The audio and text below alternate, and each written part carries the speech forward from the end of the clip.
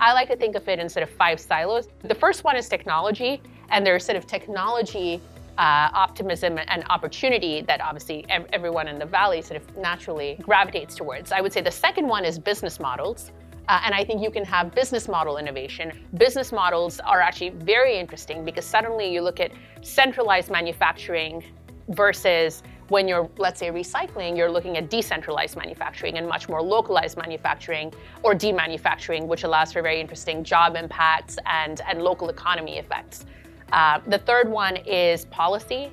So there's that pillar of like how you can innovate on policy. Fourth one is finance and investment, and we've got experts here who I think can speak much more to that. But I think that the concept in my mind is how can you innovate on capital frameworks that allow for rewards in the long run and recognize that sustainability always is cheaper in the long run. And so it's just a question of timeframes. And the fifth and final one is consumer behavior.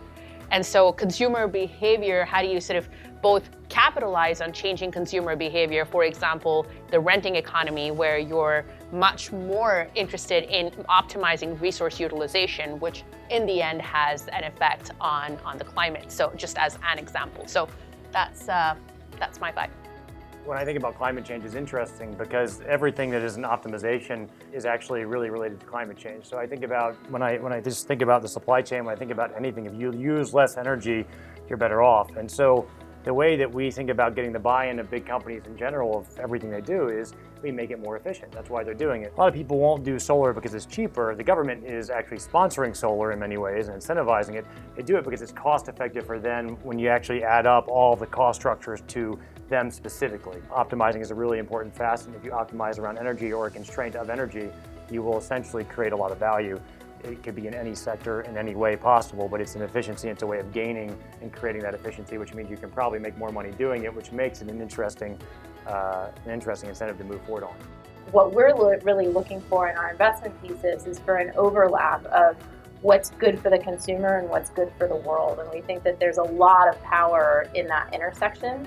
And so we think a lot about how do you create more value that actually results in things that are good for climate change. So how can you align sort of consumer value proposition with things that are good for the world? And increasingly, the world is shifting such that there's a lot of possibility there. We're even beyond creating efficiency, and companies that are figuring out really great brand and design that has a synergy with something that's also good for the planet. I think there's just tremendous opportunity for innovation there, and that's a big part of what we focus on when we evaluate companies. If we're going to get to where we need to be, there's 3 main things. One is massive efficiency improvements. The other is electrification of a bunch of processes. But what makes that actually worthwhile is then cleaning up the source of electricity. If you do those 3 things, those are the big things, you're on a pathway. And guess what? Some of those make economic sense. Like today, they make economic sense. Efficiencies always make sense. Price of renewable power, clean power, has dropped so precipitously. People would not have predicted this. So, drops of 85% over the last 7 years for solar, 67% for wind over the past 7 years.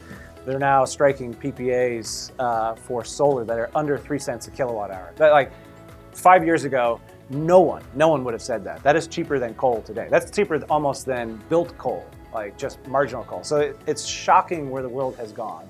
And there are parts of the world where it's much cheaper with respect to energy. It is the biggest industry in the world, and it's also the foundation of everything we kind of take for granted or know. Communications, education, transportation, it's all based on energy.